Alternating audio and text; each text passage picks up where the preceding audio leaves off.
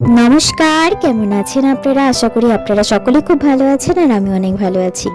দিনটা ছিল 31 ডিসেম্বর, মানে 2024-এর শেষ দিন। আর এই দিন আমাদের বাড়ি পিকনিক হবে না, এটা হতেই পারে না। যবে থেকে আমি বড় হয়েছি তবে থেকে প্রতি বছরের ন্যায় এই বছরও আমাদের বাড়িতে পিকনিক হয়েছে।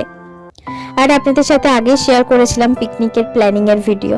যাই হোক, সেদিন দুপুরবেলায় চলে গিয়েছিলাম আমি আর আমার বন্ধু মিলে বাজার করতে। বাজার দোকান সব মিলিয়ে করে এনেছিলাম, আর কিছু জিনিস বাকি ছিল সেগুলো মামা সন্ধ্যেবেলা এনে দিয়েছে।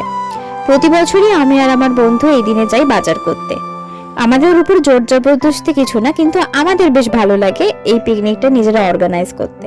সন্ধ্যেবেলায় এই যে লাইট জ্বালানো হয়ে গেছে, আর এইদিকে বাচ্চাগুলো কত নাচানাচি করছে দেখুন। এদেরকে দেখে আমার নিজেরই নাচতে ইচ্ছা করছিল তখন। আর এখানে কাটাকুটি হচ্ছে, এই আমার বন্ধু আর ওই হচ্ছে বন্ধুর মা।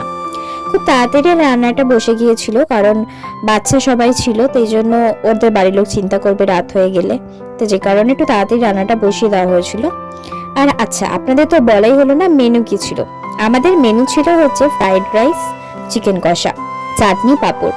তো প্রথমে ফ্রাইড রাইসের জন্য এদিকে মামি গাজর আর বিনসগুলো ভাজছিল, আর এই যে আমি। আর তারপর কাকি রান্না করছিল টমেটোর চাটনি। এই প্রথম আমি কাকির হাতে রান্না খেয়েছি। কাকিকে তো বললাম তুমি রান্না করো, কিন্তু কাকির শরীর খারাপের কারণে কাকি রান্না করেনি। আর কিছুটা রান্নার ফাঁকে এদিকে আমার মামিও নাচতে শুরু করে দিয়েছে। আর এইদিকে বাচ্চাগুলো একটু তাড়াতাড়ি ঘুমিয়ে পড়বে বলে এরা রাত 9টা থেকে বাজি ফাটানো শুরু করে দিয়েছে, কারণ ওরা তো রাত জাগতে পারবে না। আর আমিও বেশ নেচে নিয়েছিলাম।